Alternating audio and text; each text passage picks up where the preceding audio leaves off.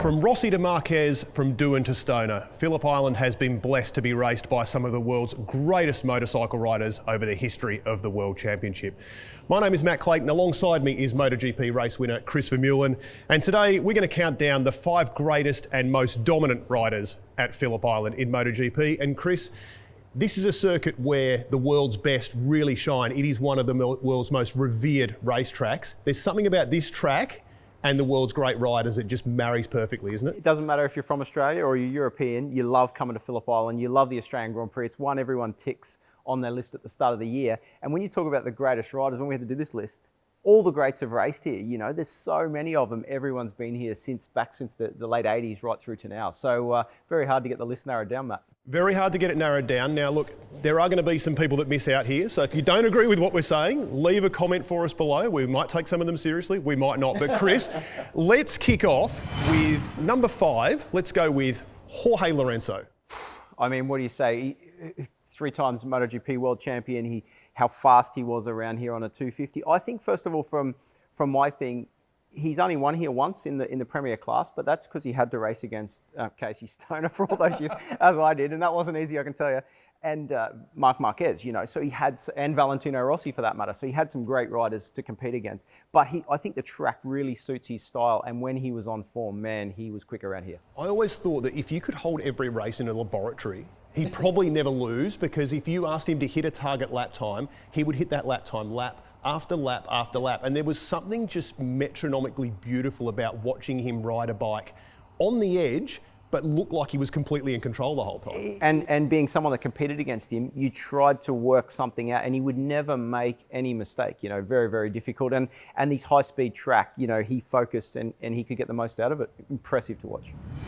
Number 4 on our list is Wayne Gardner. Look, Chris, he had a pretty good record at Phillip Island. 2 Premier class starts, 2 wins, and was obviously hugely instrumental with the race even being at Phillip Island in the first place. But him on that Honda and having a home race, knowing how determined Wayne was, knowing how he knew the sense of occasion, he has to be on this list, doesn't he? Oh, without a doubt. And look, I was a kid when those races were on. I loved watching the bikes in those days, but now meeting Wayne, I know what sort of person he is, and he wasn't going to get beaten on either of those days. So yeah, he definitely has to be on the list.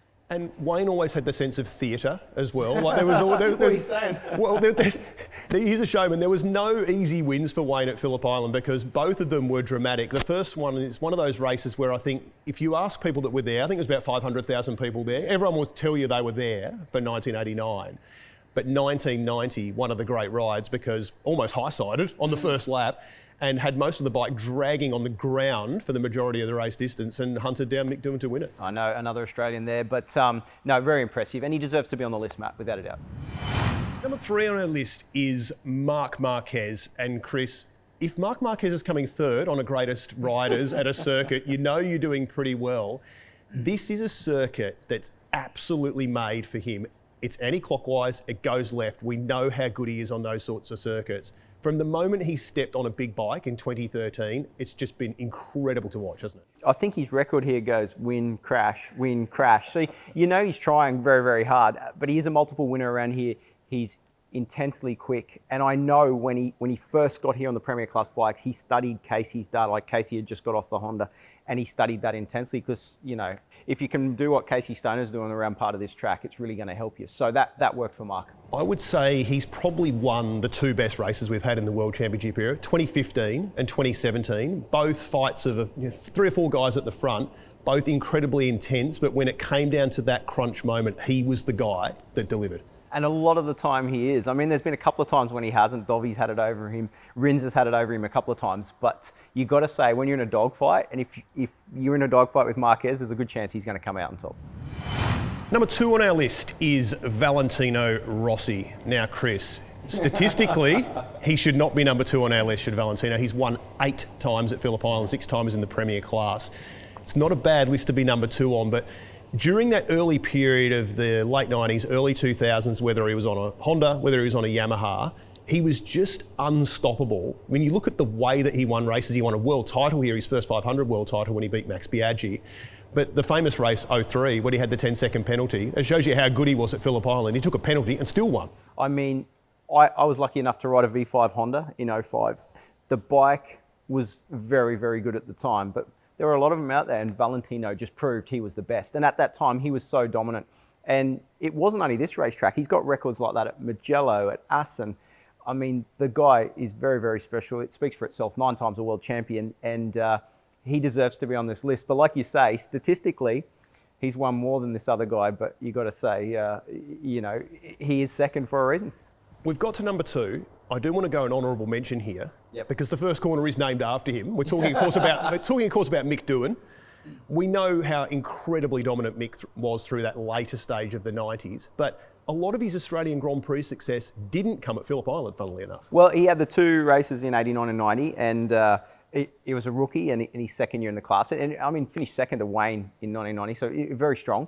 But I mean, then he went to Eastern Creek, and that was when Mick was so dominant. And he came back, and 2 more races here. One crashed while miles out in front in the lead, and he's won here once. So he does have a corner named after him. It's deserved. Should he be on the list? Maybe, nearly. Well, someone else with a corner named after them. Number 1 on our list is Casey Stoner.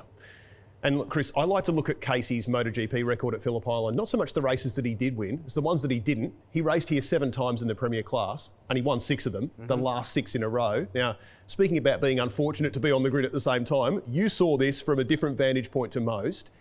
Him and this track, particularly Turn 3, which is now named after him, it's unlike anything we see at just about any circuit, isn't it? He was really, really quick in 06, the year he didn't win as well. And I was lucky enough to beat him in that race. But look, a lot of parts fell in my favour. There was some weather changing and different tyre choices and whatever. But Casey, ever since he got here, extremely fast. As another rider, it's disheartening because you would see, the Ducati worked well around here, but Casey made it work well, and you'd see him on track and you just go, wow, guess we're fighting for second or third then if we have a good day, because it was just so impressive. And I think 2012, we knew that he was retiring, and you remember he fractured his ankle at Indianapolis. I was at that race. I remember him being carried onto his bike for the start of Indianapolis, missed I think the next 3.